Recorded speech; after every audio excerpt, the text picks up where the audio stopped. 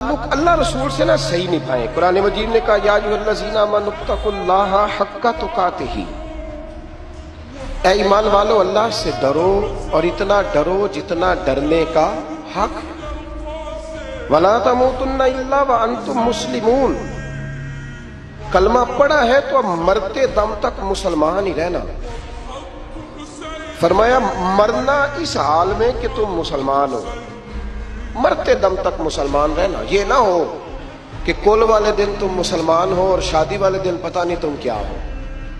یہ نہ ہو کہ جنازہ اٹھے تو پتہ چلے کہ مسلمان ہے، لیکن جب بیٹے کی برات جائے تو پھر پتہ ہی نہ چلے کہ مسلمان ہے کہ یہ ہندو ہے۔ معاذ اللہ، ہر وقت مسلمان رہنا، ہر لمحہ ہر گھڑی مسلمان رہنا اور یہ رشتہ نبھانا یہاں تک کہ تم مرو تو مسلمان ہی مرنا۔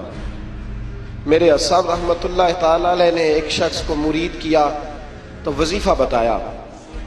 وہ ہمارے ہاں جو سادے سادے وظائف ہیں نا، وہ لوگ کہتے ہیں یہ تو آپ نے وہی بات بتائی ہے سادی سی، کوئی گہری سی بات بتائیں، کوئی ایسا تگڑا جملہ بتائیں کہ بس میں اس وظیفے کو پڑھوں تو بس ادھر میں پڑھوں تو ادھر حجاب سارے اٹھ جائیں۔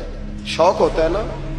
اور صاحب رحمۃ اللہ تعالیٰ نے بہت سارے لوگوں کو مرید کرتے تھے تو کہتے تھے بیٹے پہلا کلمہ پڑھنا ہے، لا الہ الا اللہ محمد الرسول اللہ صلی اللہ تعالی علیہ وسلم۔ فرماتے یہ پہلا کلمہ پڑھنا اور اتنا پڑھنا اتنا پڑھنا اتنا پڑھنا اتنا رٹ لینا کہ جب تم دنیا سے جاؤ تو کسی کو یاد نہ کرانا پڑے، بلکہ تمہاری عادت ہو کہ جب بھی کوئی تمہاری زبان سے لفظ نکلے تو وہ کلمہ طیبہ ہی نکلے۔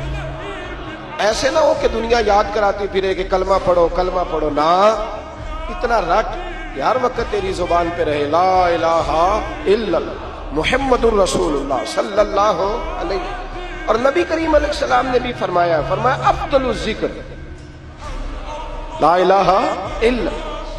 سارے کلمات اللہ کو پسند ہے، لیکن فرمایا ذکر میں سے جو بہترین ذکر ہے، افضل ذکر ہے، وہ لا الہ الا اللہ کا۔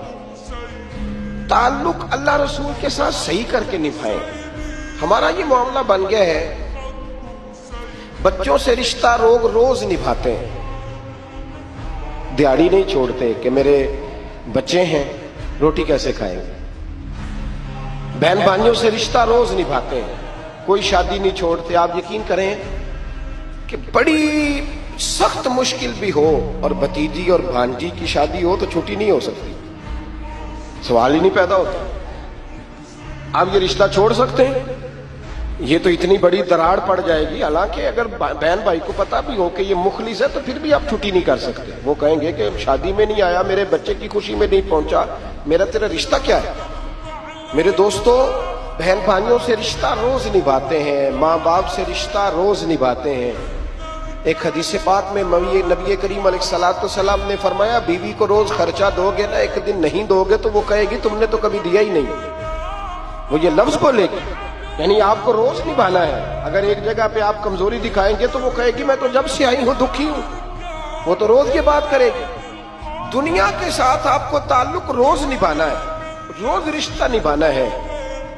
کتنی عجیب بات ہے نا کہ باقی سارے رشتے روز نبھائیں اور نماز والا رشتہ، قرآن والا رشتہ، درود و سلام والا رشتہ، یارو یہ کتنی کمزوری ہے ہمارے اندر، کتنی کمزوری ہے۔ اللہ یہ تو نہیں نہ کہتا کہ تو نماز پڑھے گا تو پھر روٹی دوں گا۔ حالانکہ آپ 6 چھٹیاں کر لینا فیکٹری سے تو فیکٹری کا مالک کہتا ہے کہ میں نے مفت میں نہیں پالنا تجھے، چل نکل دوڑ۔ خدا کے بندو، رب کریم روز کھانا دیتا ہے، روز زندگی دیتا ہے، روز سانسیں دیتا ہے، روز اللہ تعالیٰ نوازتا ہے، روز اپنی زمین پر چلنے کا موقع دیتا ہے، روز آسمان کی چھت دیتا ہے۔ تو کہتا ہے میں کبھی کبھی نماز پڑھتا ہوں، تو کہتا ہے جی میں جمعے کی نماز پڑھتا ہوں، تو کہتا ہے جی میں بس رمضان کے روزے بڑی مشکل سے رکھتا ہوں۔ ایسے نہ کریں، اس تعلق کو صحیح کر کے نبھائیں، صحیح کر کے اس رشتے کو صحیح کر کے نبھائیں۔